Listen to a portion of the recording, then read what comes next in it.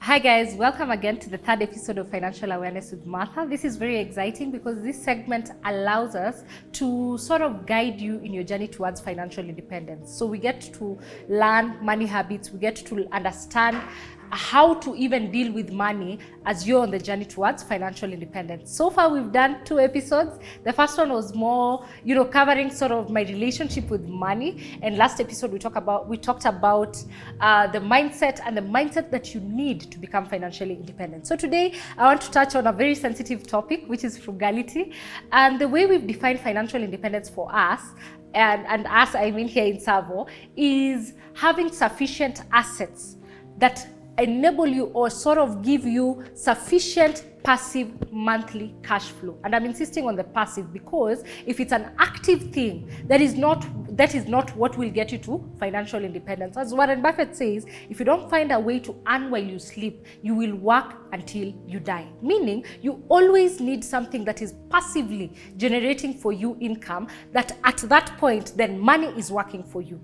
And frugality is a very sensitive topic because what is the definition of a comfortable life, or living well? Yeah. And as we grow up, we are often met with different circumstances and in different cultures on what is defined as a good lifestyle, or rather how wealth is defined amongst us. Yeah.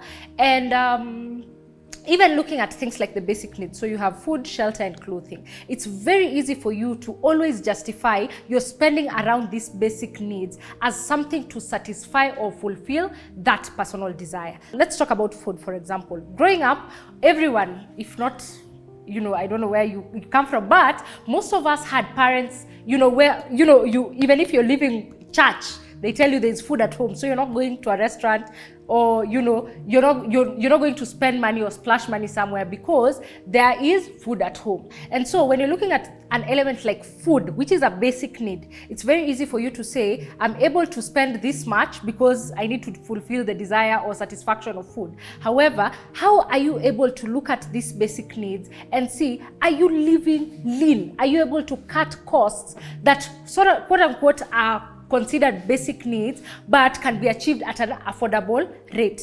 Now, when you're looking at frugality, you're looking at a discipline, because frugality becomes sort of a value, something that defines who you are.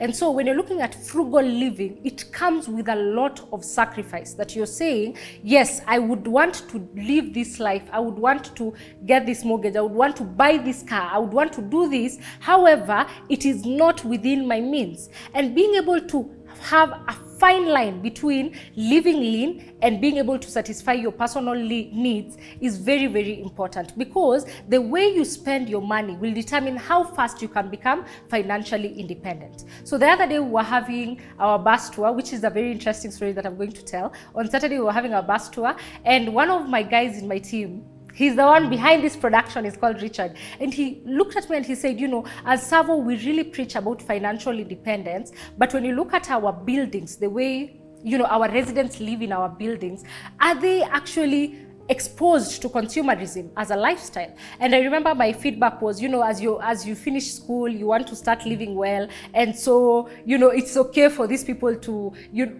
go splash. And then I slept over it, and then I kept asking myself, if I had made better decisions, would I have invested more today than what I have so far, just because I needed to satisfy specific quote unquote basic needs? I want to say quote unquote because the definition of even that basic need is dependent. How are you achieving it? And so if you look at it in a way that you have a desire, but you also have the need to become financially independent, then you're able to get a balance and know, by the way, whatever I'm spending, is it sufficient to last me?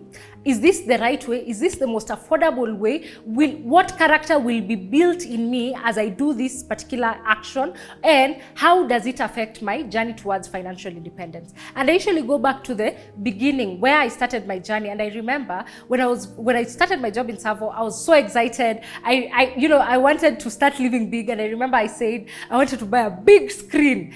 And there's a guy who just told me, if you can't buy it twice, you can't afford it. And so even in the basic needs, how are you able to go back and actually question and say, am I accessing this in the best way possible? Yeah, so you'd look at settings, very good settings like chamas. So if you're in a chama, maybe you have a round table where people contribute, and you get income through the contributions.